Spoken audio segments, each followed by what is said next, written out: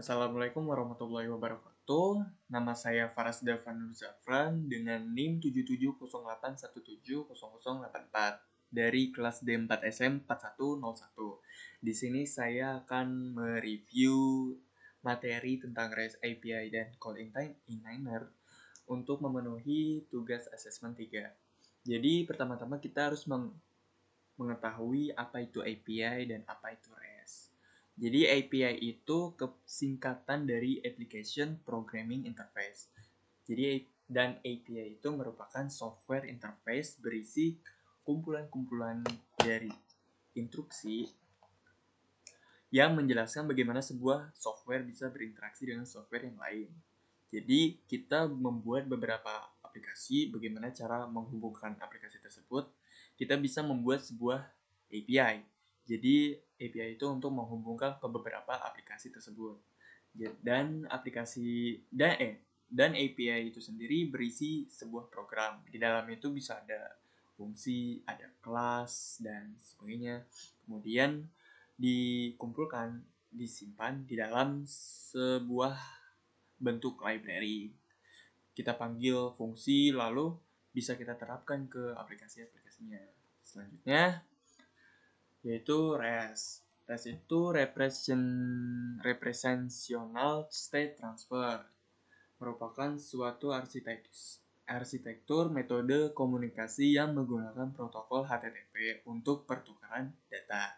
Jadi masing-masing aplikasi yang memiliki akses data yang sama, kita bisa membuat bisa dibilang jembatan untuk mengkomunikasikan aplikasi ke dalam satu database.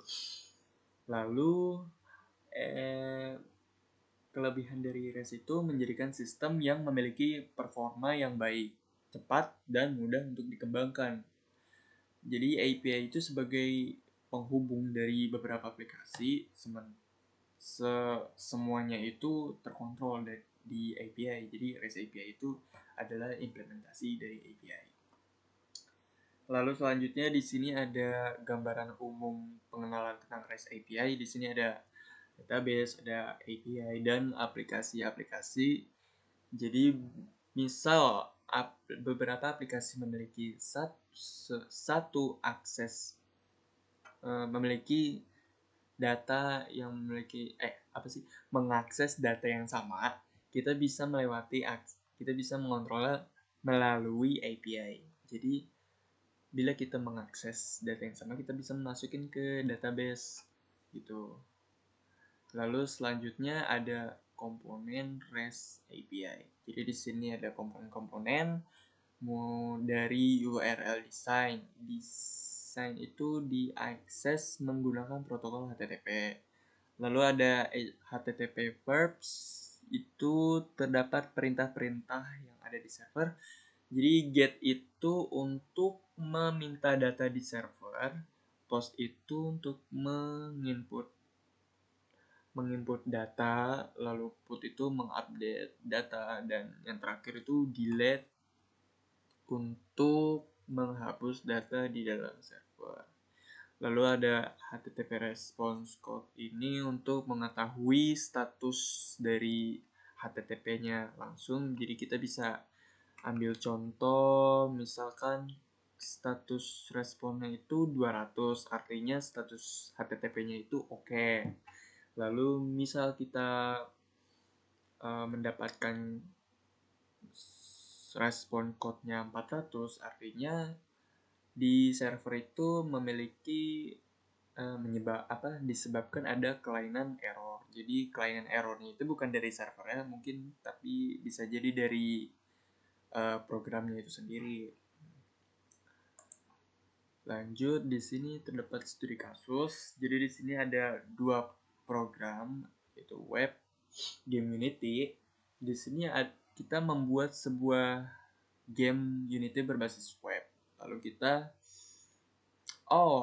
ya lupa, di sini ada format response ya. Oke, yang terakhir di sini untuk komponen yaitu formal response. Tiap request yang dilakukan klien akan menerima data respon dari server. Respon berupa data JSON ataupun XML. Namun di materi ini kita lebih mendalami lewat JSON ya. Jadi lalu untuk studi kasusnya di sini kita membuat game. Kemudian kita meminta database, tapi kita bisa melewati ini dengan format data web API code integrator. Lalu database akan merespon melalui API, kemudian lalu API akan merespon balik ke game tersebut. Jadi web API coordinator itu seperti penghubung antara web game Unity dan MySQL. Jadi di sini saya akan menjelaskan studi kasusnya melewati game sederhana, yaitu di sini kita ada game tebak angka. Kita di sini bisa menulis untuk nama, misalkan nama Paras Play. Nah, nama ini akan masuk ke dalam database. Lalu di sini ada tebak angka dari 1 sampai 100. Kita akan menebak angka, misal saya ingin menebak 50. Tebak masih terlalu tinggi. Berarti kita coba di 30. Terlalu tinggi. Kemudian 29. Terlalu tinggi. Coba 20. Masih terlalu tinggi. 15. Terlalu rendah. 18 coba. Terlalu tinggi. 16. Terlalu rendah. 17 berarti. Nah, di sini kita mendapatkan skor 93. Jadi 93 dari 100 itu kesalahan yang 100 itu 93 itu kita dapat dari seberapa sedikit kita bisa menebak angkanya. Jadi misalkan kita kedapatan salah atau terus menebak, kita akan kekurangan skor. Jadi di sini saya mendapat 93, jadi saya menebak angkanya selama 7 kali. Lalu angkanya ini kita simpan skor, lalu akan masuk ke database. Nah, sekian dari review yang saya sampaikan. Mohon maaf apabila kedapatan kesalahan materi atau pemahaman yang saya sampaikan. Saya mohon maaf. Sekian, terima kasih. Wassalamualaikum warahmatullahi wabarakatuh.